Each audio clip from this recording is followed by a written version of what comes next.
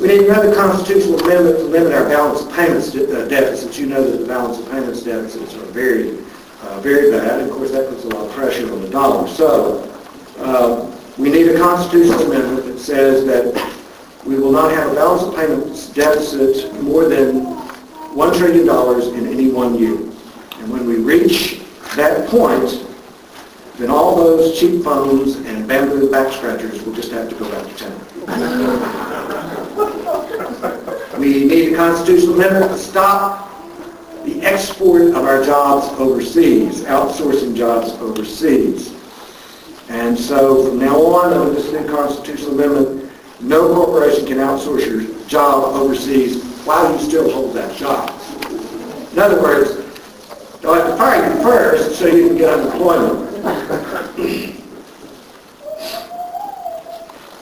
Thinking about taxes, we need a new constitutional amendment to put a limit on taxes. Frankly, taxation is out of hand.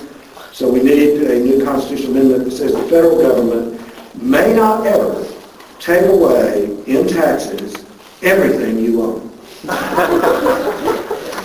And we will end forever the danger of thousands of Americans walking around naked because the government is taking away everything they own. We need an anti-inflation amendment. We need to do something. The Fed, the Treasury, they're out of control. So we need an amendment, and under this amendment, we will not allow inflation of more than 9% a month.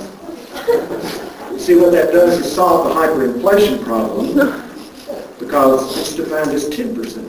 And so if we keep it under 10, we're all right. We have another problem in this country, even though that we don't produce all of the industrial things that we used to produce. All those jobs have been outsourced overseas and all that business. But we do have a terrible surplus in this country, and that is a surplus of lies coming out of Washington, D.C. So we need a constitutional amendment that will provide in the future no more than 80% of all public announcements, press releases, and press conferences can be lies. At least 20% must contain the truth. You know, when I think about the empire, the worst and most embarrassing thing about the empire is what it does overseas. And I felt this isn't new with me. I went to school in Germany in 1971 and 72, and when they used to ask me, but I spoke pretty good German. I had a very good accent. They couldn't exactly understand where I was from. They'd look at me and say, are you from West Germany? But anyway, I had a good accent, spoke German fluently. They'd ask me where I was from, and I'd say the South. And they'd look at me kind of blandly, but those were the years of the Vietnam War, and Americans were very, very unpopular in Germany. That wasn't the only reason. The Vietnam War was not particularly popular with me either, because I was in the Army at the time.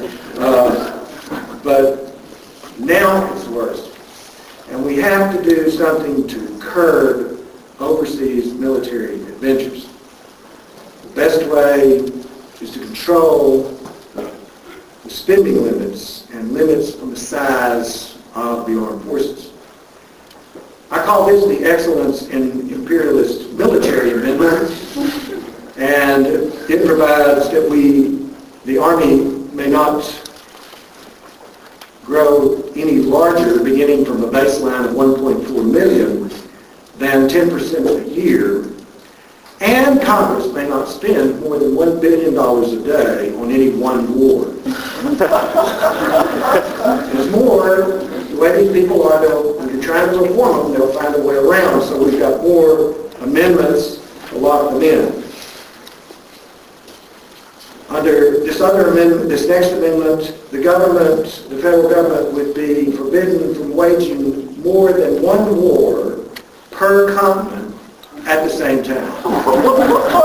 Now, for example, they could fight one war in Europe, one war in Asia, one in Africa, one in North America, one in South America, one in Australia, and even one in Antarctica. But not two wars on any one continent at the same time. And for the purposes of this amendment, Eurasia shall count as two continents. And we need to rein in the CIA. and all this torture of prisoners. So we're going to have a new constitutional amendment, and it will provide that the CIA may assassinate no more than 4 national leaders in any one country in 1 month. And if they complain that this limits their options to stringently, I would like to note that these are only national leaders that they are limited in their assassinations from. They can assassinate as many local leaders as they want to without any limits. We need a constitution also that would limit the types of torture allowed. I don't know about you, but I've been horrified to hear about the torture of prisoners not only at Guantanamo, but who knows where else. So this constitutional amendment would limit the type of torture.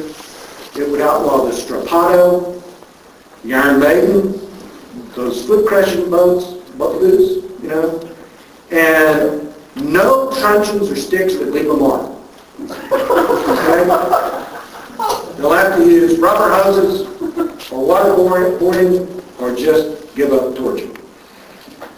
And spying. If y'all read these reports about domestic spying, we need to reform the way that these people are legally restrained.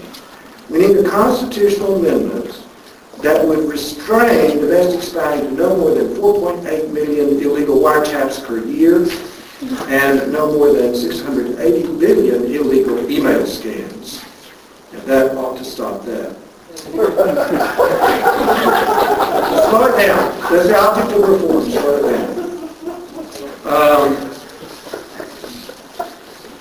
More to limit imperial wars.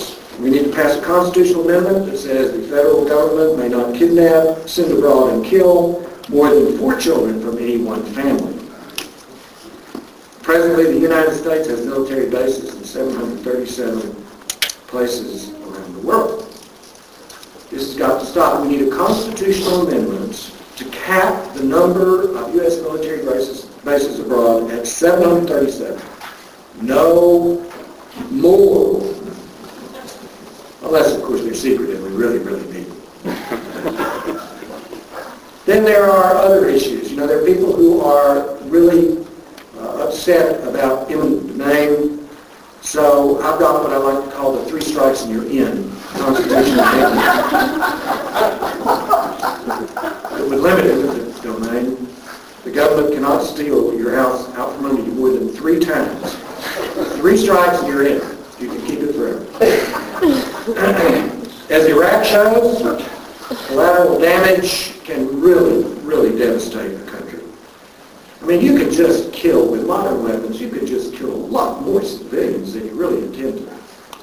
So we're going to have a constitutional amendment that in future wars, the United States will have to pull out and declare victory whenever we are killed or maimed more than 11% of the country's inhabitants. Made sense to me.